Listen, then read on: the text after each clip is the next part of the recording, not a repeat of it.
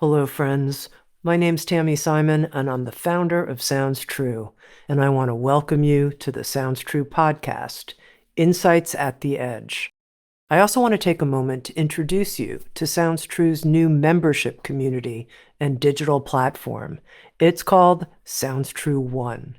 Sounds True One features original, premium, transformational docuseries, community events, classes to start your day and relax in the evening, special weekly live shows, including a video version of Insights at the Edge with an after-show community question and answer session with featured guests.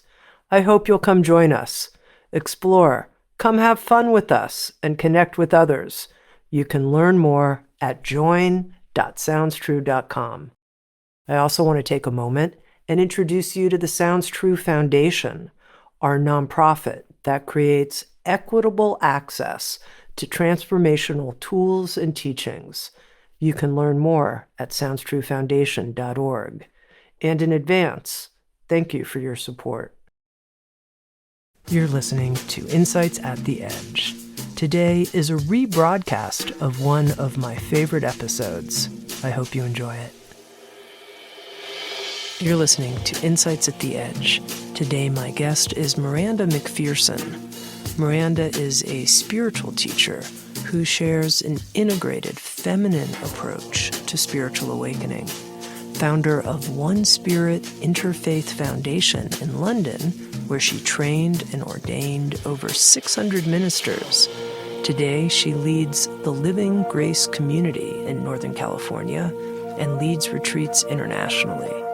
With Sounds True, Miranda has created the audio series Meditations on Boundless Love, and she's written a new book called The Way of Grace, The Transforming Power of Ego Relaxation, where she takes the reader on a journey to the heart of spiritual surrender.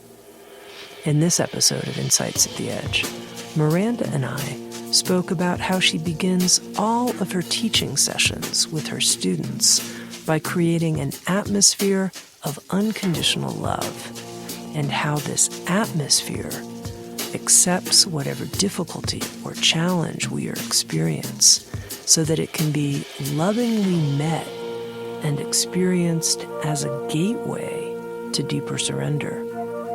We also talked about how she learned ego relaxation through a profoundly transformative experience. She calls it a seismic experience that she had while she was meditating in Ramana Maharshi's cave in India. After this experience, her whole life became reorganized, and she was asked to adapt to a new level of vulnerability that she describes as living without an outer skin. We also talked about the central role of trust in the awakening process, what it means to be a receiver and channel of grace. And finally, Miranda led us in a guided experience of what it means to feel ourselves as a mountain of presence. Here's my conversation with Miranda Macpherson.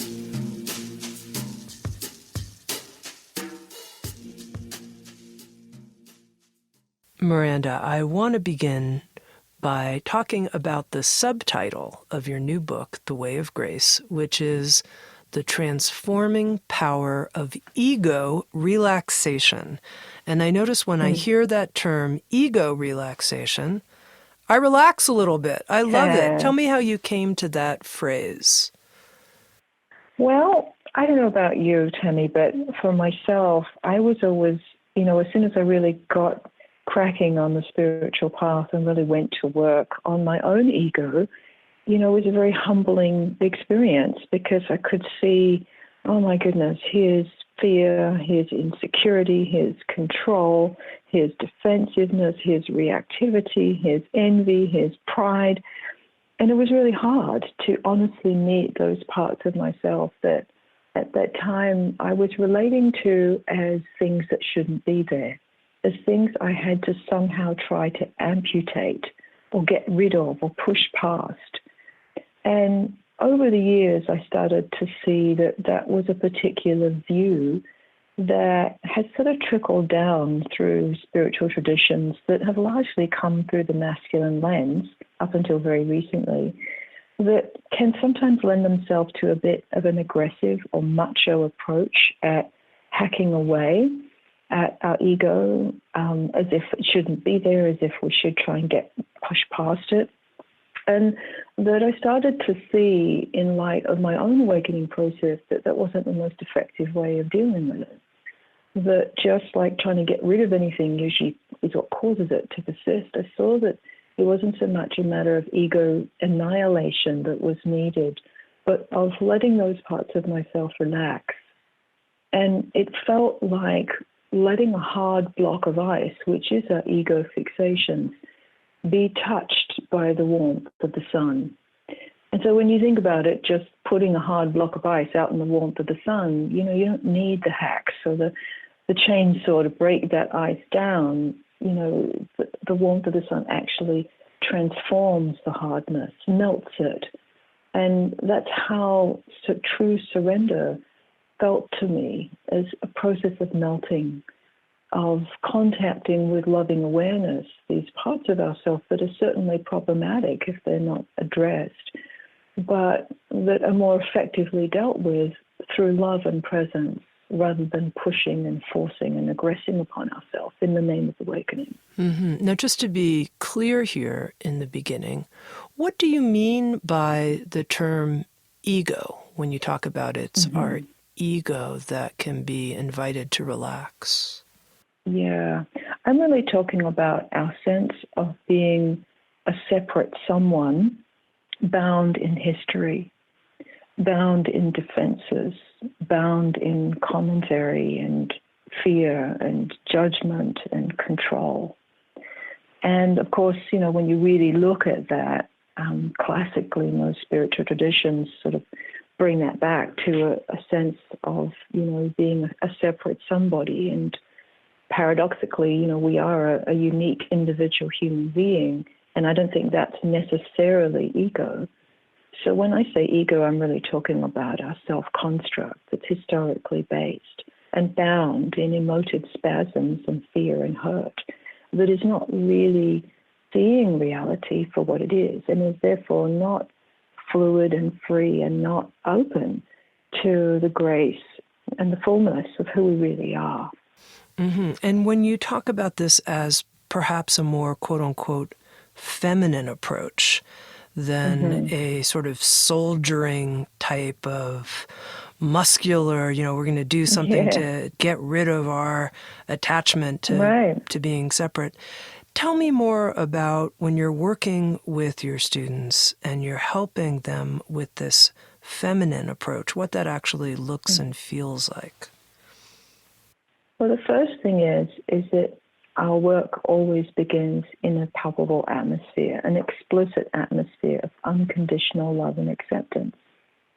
So, when people sit with me, I don't view them as wrong or bad or that they shouldn't have the difficulties that they have. We can't help the way our ego is shaped and formed into its defenses. I mean, you or I can't, it was laid down through our early childhood and the ways that we had to adapt to survive that. So I think, it first begins with just this deep, compassionate understanding that all human beings have an ego and that really it's a call for love and understanding. And so if we have that as our platform, then it's kind of so much easier just to take a look at what's going on and why that's going on, like why that defense is there, why we circle back into that particular fear, why it's hard to let go of that position or attachment, what our control's really about. And usually what we see when we open it up in the atmosphere of unconditional love, that there's some suffering there, some felt experience of separation from our natural ground of being and the qualities of our being that requires contact and requires love and requires us just being there and not doing a single thing. And so that's what ego relaxation actually comes down to, really, is being deeply present with love and ceasing and desisting any kind of manipulation or judgment. So we're just present and deeply undefended with what's so. And what happens when we're just undefended and present with what's so, not conceptually, but thematically in our heart, then what happens is grace, some kind of grace comes online, and it will be completely fresh in each moment with each person. But what blows me away every time is that what that person actually needs most comes alive for them, whether that's some feeling of wholeness or some essential quality like boundless love or clarity or pure awareness, or some understanding or insight comes forward, or some wisdom arrives that gives that person exactly what they need to go further and deeper and flourish on the path and in their human life. Now, Miranda, the moment that you said we begin you were describing your teaching environment with this atmosphere of unconditional love, I noticed that everything in me in this conversation for the first time, I suddenly started melting like the way you described when the sun comes out and the block of ice that we are can melt. And I thought, wow, that's so beautiful. What a beautiful way to start. Why don't we all just go there more quickly? It's right there. Well, sometimes we don't see the obvious. And I personally just feel very blessed that, my own spiritual path began when I was a young person. I was 13 and I was clinically depressed. And I was hospitalized in an adult psych unit for that depression.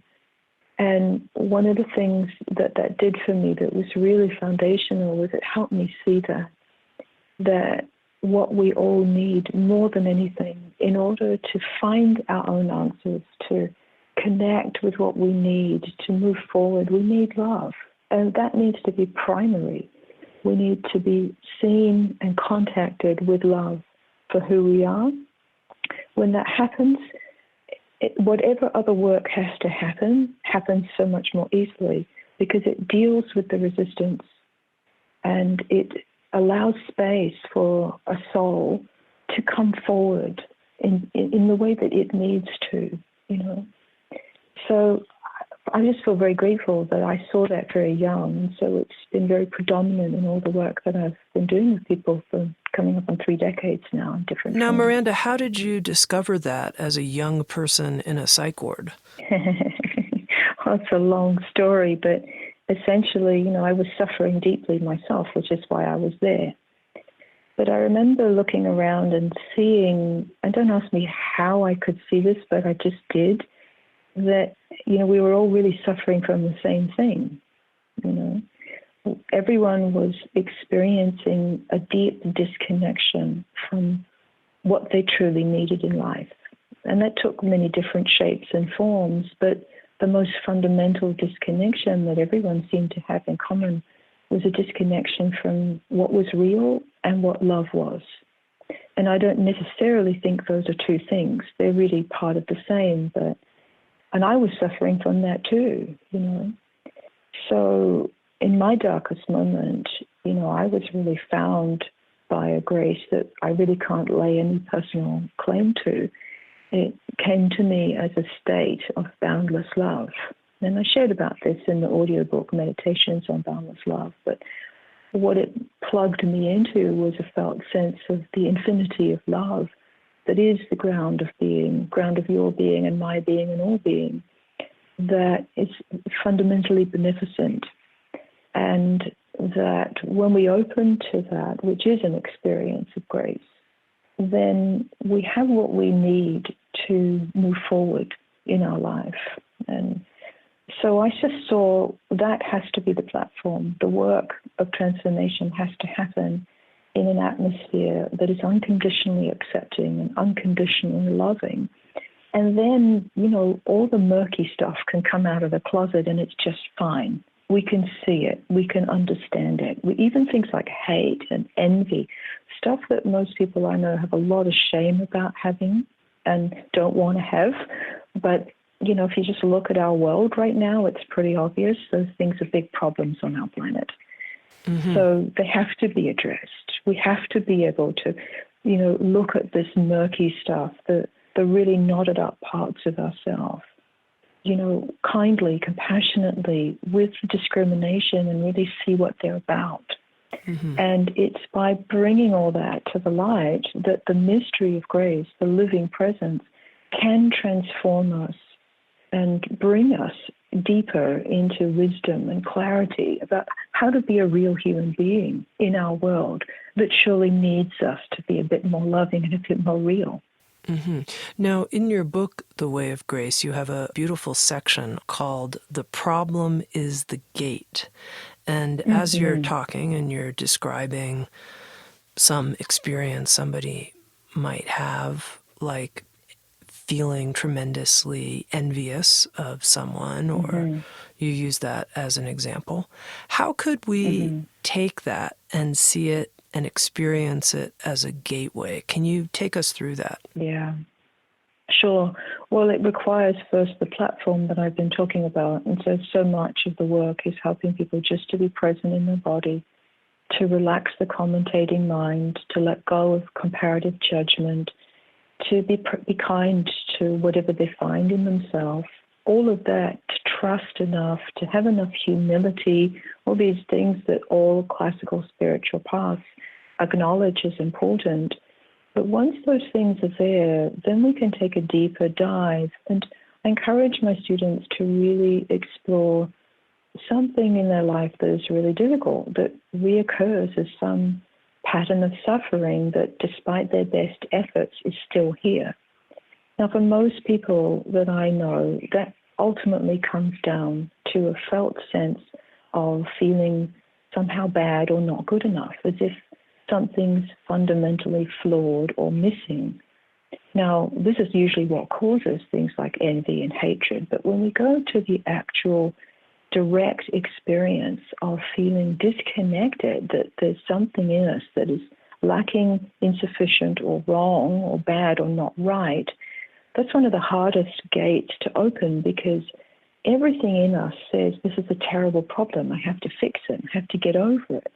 And for myself personally, I spent years spiritually and psychologically trying to get past this big problem as it felt in me, which felt as if, you know, my version of that was I'm nothing, you know, that I experienced as some kind of deficient, not good enough sort of way. And I realize now from where I sit, I was looking at that as something that shouldn't be there. I was trying to annihilate it through spiritual means. But what was really amazing to discover was one day when I was visiting the ashram of Sri Ramana Maharshi in South India, I was sitting in a cave that had been where he'd lived for 15 years. And I was just meditating. I wasn't looking for anything special, wasn't trying to get anywhere special in my meditation practice that day. I was just sitting and quieting down. And, you know, a whole other world of silence than what I had known opened up. And it really was this profound moment of, I can't even really put accurate words to it, but it's where the transmission of ego relaxation really first came online. And I heard, be nothing, do nothing, get nothing, become nothing, seek for nothing, relinquish nothing, be as you are, rest in God. And so I didn't really understand with my mind that transmission because it silenced my mind. I was in the effect of it for quite a long time. But in the years it's taken to really digest and integrate what that meant and why it was so seismic, why it was so powerful in shifting my own experience to a whole other level, was realizing the irony that all the years prior, I was trying to get rid of or fix this felt sense of being nothing, as if that was a problem. Well, really, it was the gate. So in that moment, I was just relaxing into being absolutely nothing. And it wasn't what I thought. So I've been guiding my students over the years to really get intimate with what is that place in them that feels like the biggest problem, that feels like that thing that shouldn't be there, that thing that you try and work around or compensate for or try to improve. And what if you surrender into that spot itself, right? And if you can, then usually what opens up isn't what you think. It's that the self-image of a deficient somebody, of a wrong or bad or unworthy, not good enough somebody, gives way to infinite space and a deeper, direct, felt experience of the luminosity of being. It's hard to describe this, but most of my work is about taking people by the hand and guiding them there and inviting them to explore what they find in that space. Mm-hmm. Now, Miranda, you say that in the cave, when you were in Ramana Maharshi's cave in India, not trying to achieve any particular state, you received this quote-unquote transmission, and that's when you heard these words. Why are you calling it a transmission? Where did this quote-unquote come from? Well, hard to describe, but the word transmission to me it's like a sharing of something that is not conceptual, that affects you energetically, emotionally, psychologically. I can describe it more as how it felt. It just felt like everything that was familiar in terms of my sense of orientation to what I was, what God was, what the world was, what everyone was just changed. And it was as if like a gong went off inside, but it wasn't a sound. So I describe it really as like a thunderous presence of absolute silence, but it came with that knowingness. And I kept transmission as if it was reverberating through me, like a gong might reverberate. So it reverberated for quite a while before I really could understand, what does this mean? I was feeling the meaning, but it took years to recognize, oh, this is a transmission of ego relaxation, right? That helps my whole construct of self and reality just dissolve into what is. But it's also a how. It's a practice as well. And that was an exquisite thing to really get. Like, oh my God, this is actually a practical how of true surrender takes place. It's not what we think. It is just letting ourselves be very deeply in those moments where we come to our edges, where we instinctively picking up an opinion rather than being really present and undefended and letting reality with a capital R teach us something new about life in each moment. Now, you also described this experience as seismic. How did your life change after this experience? Everything changed, Tami. I mean, prior to this, it was like, I call it BC, before the cave, and AC, after the cave. It was as if I died, but I was still here. So many things that were holding my familiar way of orienting and knowing myself just started falling apart. My marriage, which had been a very good marriage of 12 years, all of a sudden felt completely energetically different. And it fell apart within 6 months of this experience. I all of a sudden felt done with the teaching that I'd been doing, and I was the founder and spiritual director of a groundbreaking interfaith seminary that, was wonderful work. But I remember coming back from that time in India and just feeling like I wanted to take the whole seminary training apart, given what I now understood. And it was clear that that wasn't wanted, and so it was time to let this go. And I was very attached. That was like my first baby, you know. I kept feeling, wow, this is no longer my country. I've been living in England for 15 years. And it just everything fell away without me trying to reject anything or trying to change anything. There was just this profound momentum of change that took place. And I can honestly say that within 9 months, you know, everything that I thought was secure in my life all of a sudden wasn't. And it was huge. So, you know, I realized in the midst of all of this, feeling that sense, and it felt like, you know, a giant hand was just sort of sweeping across the chessboard of my life, knocking all the pieces to the floor and then tearing up the chessboard. I knew that surrender into this. It was really edgy. You know, I had to just engage, you know, all of the spiritual practice that had been built up for, you know, 15 years prior to this moment, to just let it happen and say yes, you know, to go with what was happening. And I'm so grateful that I had that body of spiritual training to understand that you don't say no in a moment like this. You say yes. You go with it. And it sounds easy, and we all know that it's not easy when that's us in a moment like that.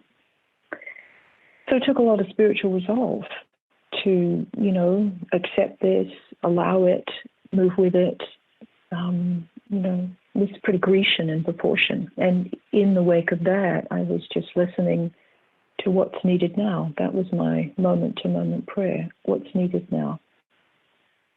So I had to learn to live moment by moment out of that prayer, and to ask and listen for what was true, what action was needed, right down to very precise things about moving country, navigating the U.S. Immigration Department, getting legal in this country, coming to a whole new part of the world where I didn't know anybody, taking the practical steps that needed to be taken to, you know, to walk forward into a new life. It took immense courage. That's a beautiful prayer, what's needed now. That's beautiful. Mm-hmm. Yeah, I find it very useful. Yeah. Now, Miranda, I've interviewed a lot of different people about spiritual awakening.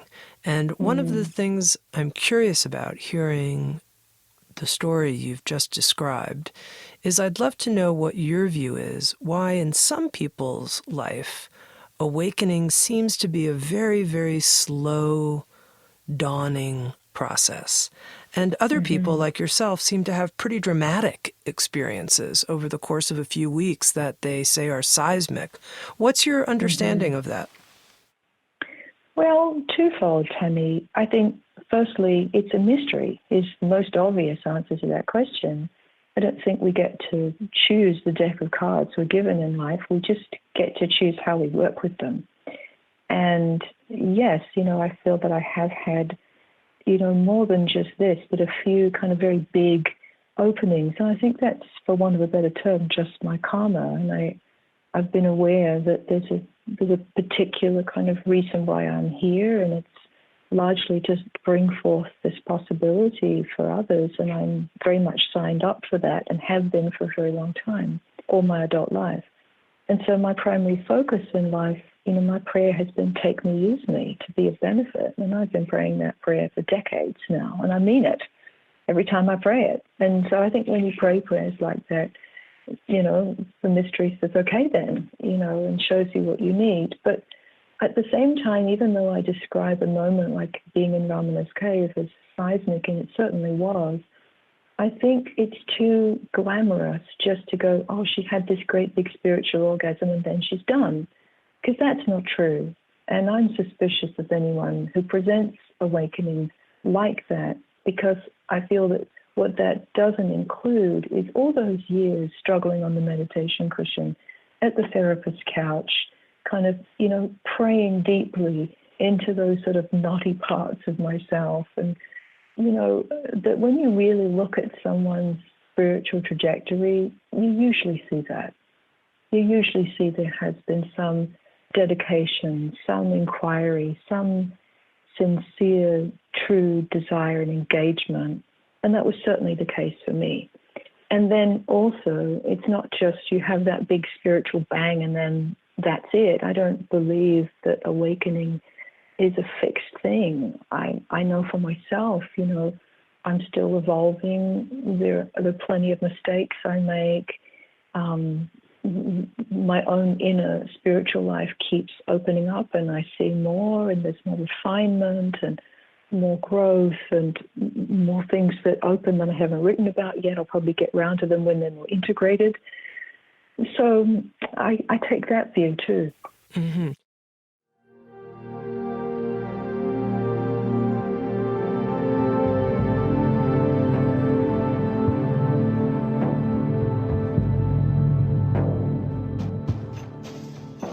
You're listening to Insights at the Edge, produced by Sounds True. We welcome you to learn more about our collection of more than 1,000 learning programs and receive 3 free gifts just for visiting us. Go to SoundsTrue.com/free. That's SoundsTrue.com/free. And now, back to Insights at the Edge.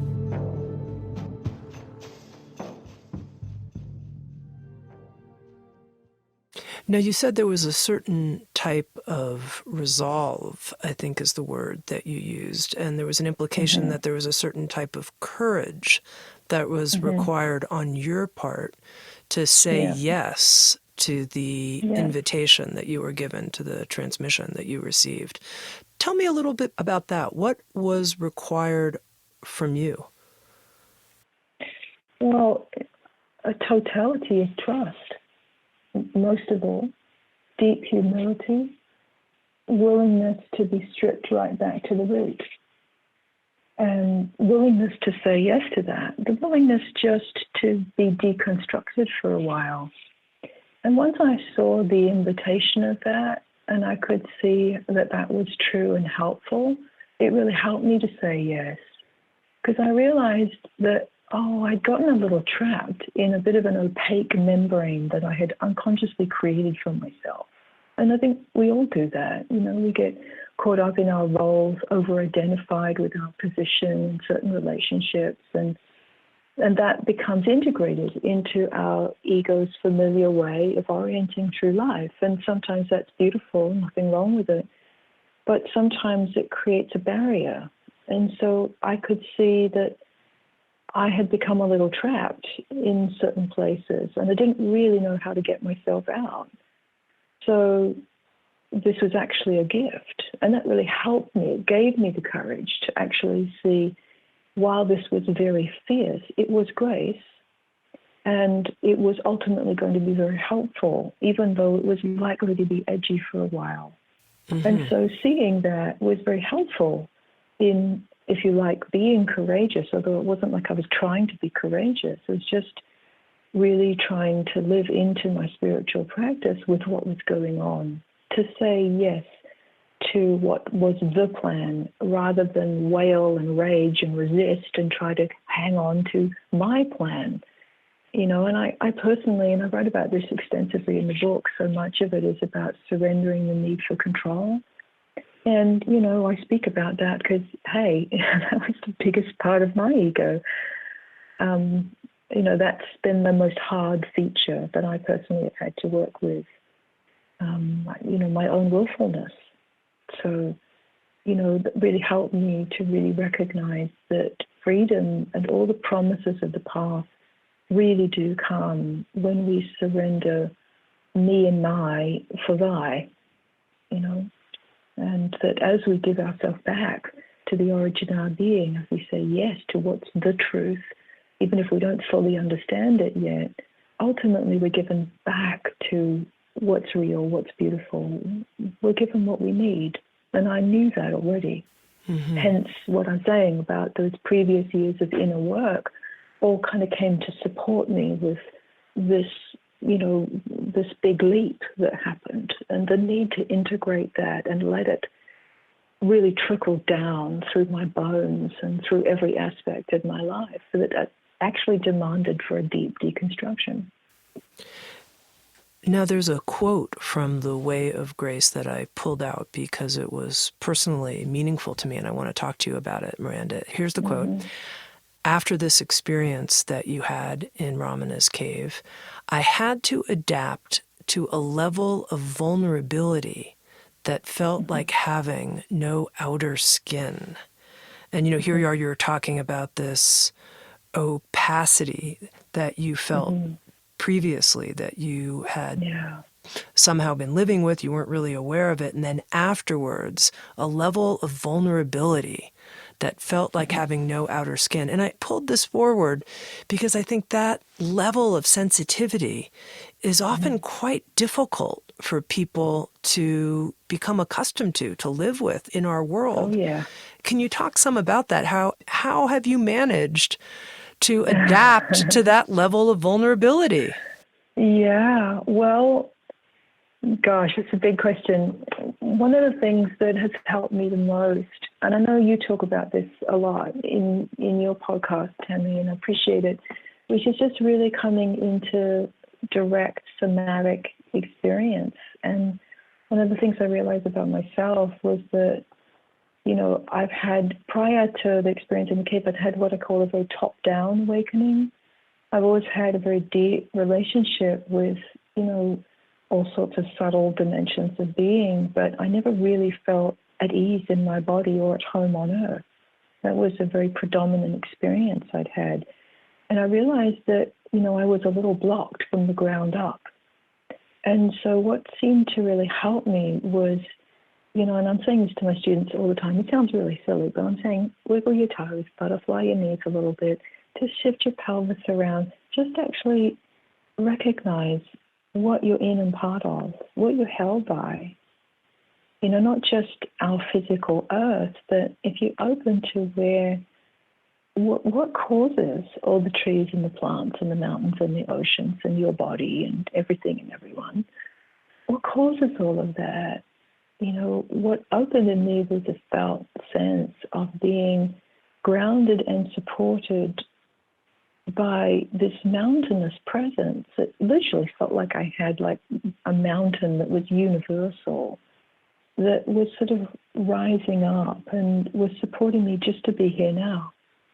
However I was in that moment, whatever was going on, whether I was signing my divorce papers, which was obviously a pretty tough moment, whether that was, standing in line at John F. Kennedy Airport, not knowing whether I'm going to get through the immigration clerk, okay, whether, I'm looking for a place to rent, but I don't yet have a social security number, so I keep getting turned back, whether, showing up to places where I don't know anybody and nobody knows me, and just showing up. That's by definition vulnerable stuff. But what I really wanted in my heart was to really live this, really, in each moment of my life. And I had no idea. So coming back to just, sensing my feet, feeling my breath, feeling the truth of my longing, my prayer, and a genuineness of spirit that, just really wanted to understand and live this in a way that was true and in a way that brought blessings for others. I don't know whether I've answered your question or I've gone on another tangent, but no, it's very interesting to me that that's the direction you went in with my question, was to help people ground in this mountainous presence that you're describing, that's been a method for you to be with your own vulnerability and sensitivity. That's, I think, powerful and interesting to me. Yeah. But in addition to that, and there's a particular practice that I write about in the book that is a foundational practice that I share with everybody, which is about, it's a somatic-based practice of, feeling that mountain of presence and opening to it. It's a very real thing. It's not just an image. But when it opens up, it really does feel like your whole lower body, your belly, pelvis, feet, legs, are in and part of something that has no circumference and that is unlimited and that offers total support for each and every one of us just to be as we are and relax into what is right here and now. So that provides the support we need to let the mind sphere relax and let go, to let the grip of control, and it does feel like a tight grip in our bodies sometimes, as well as our minds and our hearts, to let go, to let the judgment go, right? These dense forces that every single one of us has to work with if we're to gain traction. And what I started to see was, this wasn't just true in my experience, was that the more that mountain of presence opened up in people, the more capable they were of relaxing out of fear, control, and judgment and defense. Mm-hmm. And truly starting to cultivate the virtues that mature us. So one of the things that I saw when I was so raw, and I mean, just being very personal about this, I remember when I first got to California, and I had to go a lot slower than I was accustomed to going because I felt so raw, so skinless, so sensitive, that just going into Whole Foods was a bit too stimulating for me. You know, it was hard to have conversations for a while. And I had to just tolerate that. I had to just relax and let that be, you know, just be patient with myself. But I started to see how there are these virtues that all of the classical spiritual traditions have mapped out that we need in order to let true surrender happen. And those being trust, love of the truth, you know, and a deep honesty, a deep curiosity. We needed to really deal with the self-attack, to really relax out of superego judgment, so we could be compassionate with ourselves. We need humility. We need willingness, and we need patience. And so this whole map of, oh, that's what we can do. Those are the things that make us spiritually robust, those qualities. They will serve us to help us to genuinely be still, be undefended, be present, be open, relax into the unknown, and allow grace deeper than our mind to have its way with us, and to let that be and to not be afraid. So I saw that all these virtues, there's obstacles to each one of them that we have to deal with, and there are certain practices that support and inquiries, and so developed all these inquiries that cultivate these virtues. Many of them appear in the book. And I found them to be really useful to other people in developing the kind of spiritual, psychological, and energetic musculature that really serves us to let our ego relax. Mm-hmm. Now, in terms of this mountain of presence, that's not just an idea, but something that we could all access right here in this moment. I wonder if, Miranda, you'd be willing to guide us briefly. Maybe just take, 5-10 minutes and take us into that experience. Sure. Well, wherever you're listening to this, just see if you can position your body in a way where your feet are flat on the floor, and where you're positioned in a way where you're upright but supported, and you're really sitting on your sits bones. And close your eyes. And just follow the gentle, natural rise and fall of your own breath. As if your own inhale is welcoming you, just as you are. And your own exhale is a natural melting.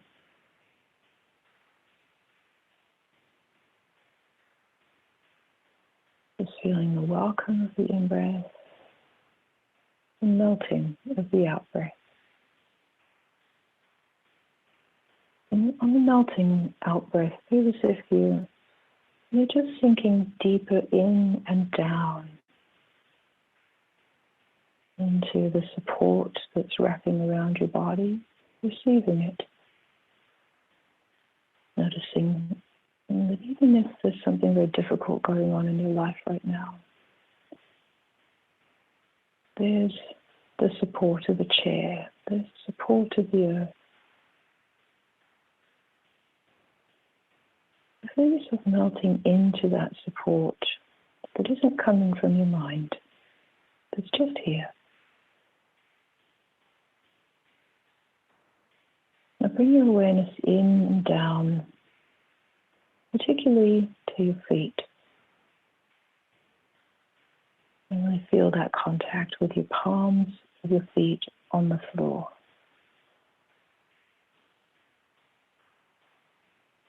And let yourself receive the floor and receive the fact of the earth. It doesn't require anything from you. Just provide support, shade, a home. Open into the aliveness of the earth that produces trees, animals, so many life forms. Now, under the earth's crust, we know there is layers of minerals and rocks, liquids, molten core. Open to the presence,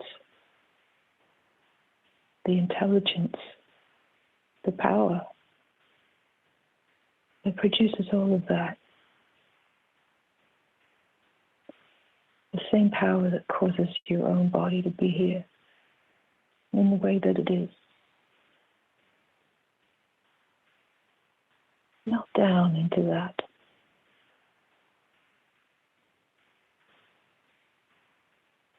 You may feel as if you're in and part of not only the ground of our earth, but a deeper ground. A ground that is alive, intelligent, infinitely creative, fundamentally loving, and immense.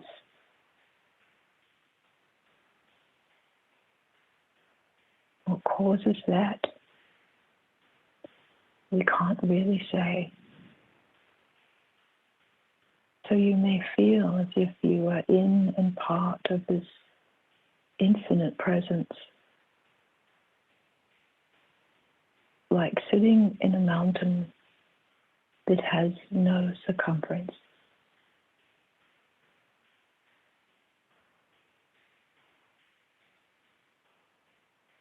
Let that mountain take up residence,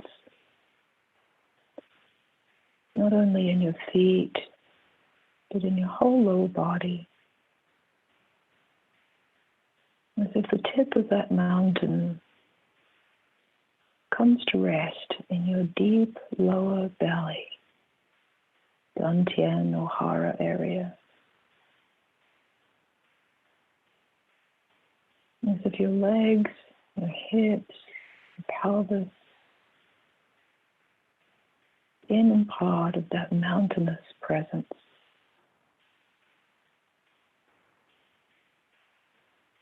That helps you rest in the ground of grace. It provides total support for you just to be here as you are,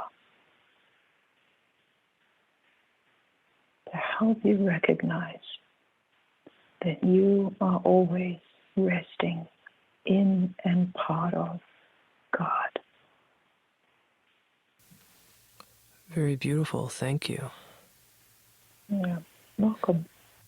One of the themes that relates to having just done this meditation that I felt was laced throughout the Way of Grace is how this transforming power of ego relaxation can actually be experienced in our physical body, that ego relaxation happens at the level of our physicality and at the level of our subtle body.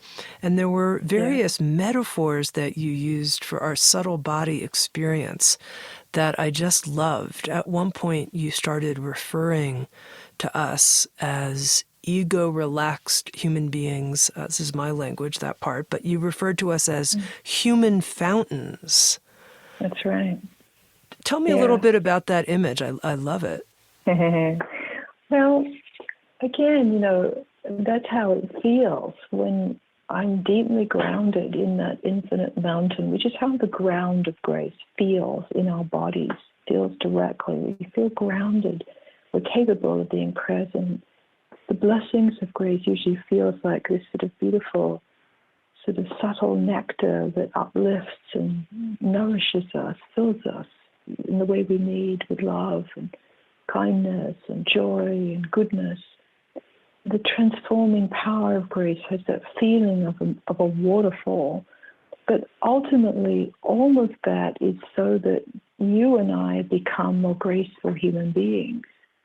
And I've been saying for years that, who you and I are, what our bodies are, what our hearts are, what our minds are, everything about us is really designed to extend and embody grace, to really let that nectar flow deeper into the world through the living of our ordinary lives. And when that happens, it feels like a waterfall, like we might feel, and it feels like a waterfall for me with 3 primary spouts. And so we all know what a waterfall looks like. The water comes up through the central channel, but it extends out. And in the process of extending out, that there's a spiritual hydration that occurs in the land around us, and that's what wants to happen in the way that we live our life when we're deeply grounded and our heart's open and we're not dehydrated anymore spiritually. We feel that fountain coming up through us, and it's not blocked. It's not just gurgling. It's flowing. Then what happens is our gifts come back online, our talents, our capacities, our beautiful qualities, and they're so unique to each one of us as well as universal. It just wants to be shared. And so that's how it feels to me in my subtle body. It feels, that it comes up through my belly, comes up through my heart, comes up through my throat, my mind, hopefully my voice, everything. And that's what's supposed to happen for us all, that we're grace delivery devices. That's what human beings actually are designed to be. That's what's possible for everybody. And I think we're living in a time where our world needs a lot more grace than we've been seeing. You, in the book, talk about how we can stay rooted in equanimity by being in our subtle bodies in a way that's in, deep, and wide. Tell me about that, in, deep, and wide. Yeah. Well, it built a bit on what we've just spoken about with the mountain of presence. When we're really deeply in ourselves, our bodies are relaxed but alert, awake. We're grounded. We're present. We're not so much, in commentating mind and thoughts of fear and defense. We're actually present. But so there's a feeling of being very deep in ourselves, and we have access to what we're really feeling, what's happening in moment to moment. So that there's a sense of width, because when the ordinary, familiar, patterned ego identity that usually fixates around some story of I'm not enough or I need to be this or that, when that gives way to our true identity, which is literally boundless being, then there's a sense of width to our experience. So some teachers might call this, non-dual or non-localized awareness, where we're here in this particular location, but we're not bound by our history or our self-constructs or our thoughts or our opinions. We might even feel ourselves open to subtle dimensions that relate to the lineages that we've worked with or other things. So there's access to deeper intelligence and more subtle intelligence, more subtle wisdom. And that helps us to walk in 2 worlds simultaneously, to be in this physical three-dimensional relational world where there's all this stuff happening, but at the same time to be deeply at rest in, in the transcendent, in the absolute level of our being.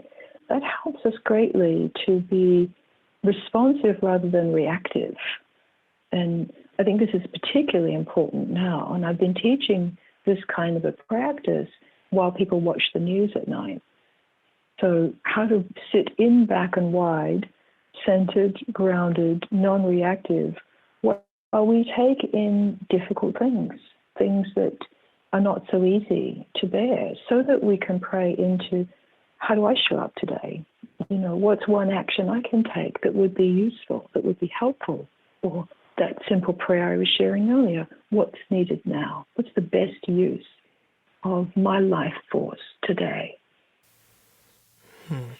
Now, Miranda, I want to be sure that before we end our conversation, we address that person who has been listening and is tracking with us and is tracking with the experience you had in the cave, this deep, deep surrender and saying yes. And that person who hits some type of fear skid of some kind, they notice themselves feeling partially in that surrender process and partially pulling out and feeling fear for some reason or another. How can you help that person? What advice do you have for them?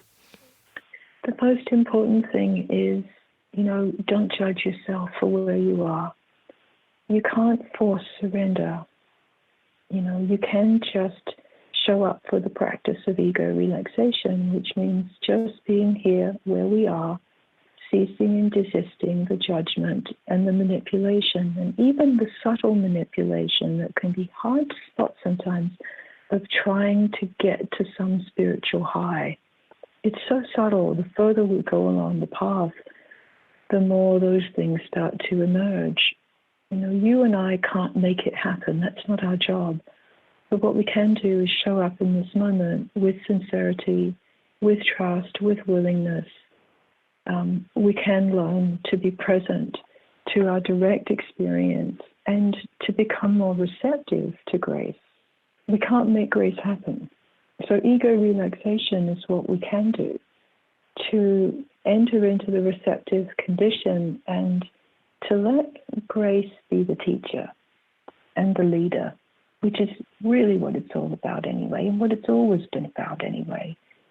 This life that we have really is a gift. It's not for us to direct.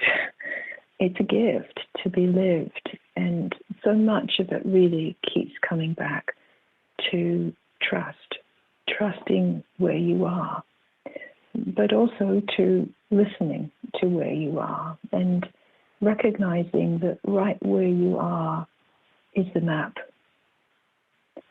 And it will reveal its wisdom if we listen. I've been speaking with Miranda Macpherson. She's the author of a new book called The Way of Grace, The Transforming Power of Ego Relaxation. And I certainly hope that this program has generated a level of ego relaxation for you like it has for me. Miranda, thank you so much. Thank you, Tami. Thank you so much. With Sounds True, Miranda has also created the audio series Meditations on Boundless Love. And just to end, Miranda, once again, bring us into that space of the sun shining, your own trusting field of unconditional love. I think it would be a great note to end on. Yeah. Well, just come back to being here now where you are. And just find the breath, noticing how each inhale welcomes you completely. Each exhale invites some kind of melting. But you don't do the melting. As you just let yourself be here, noticing tension patterns, perhaps noticing your heart's yearning, perhaps just being with the important themes and questions of your life. Notice how each inhale welcomes you right here where you are. Each exhale just invites a melting, just as effortlessly as the warmth of the sun will bring the melting about. So your contact with wherever you are, and you're just letting that be, is that which allows the melting. Be as you are. Rest in God. Miranda Macpherson, her new book, The Way of Grace, The Transforming Power of Ego Relaxation. SoundsTrue.com, waking up the world. Thanks everyone for listening.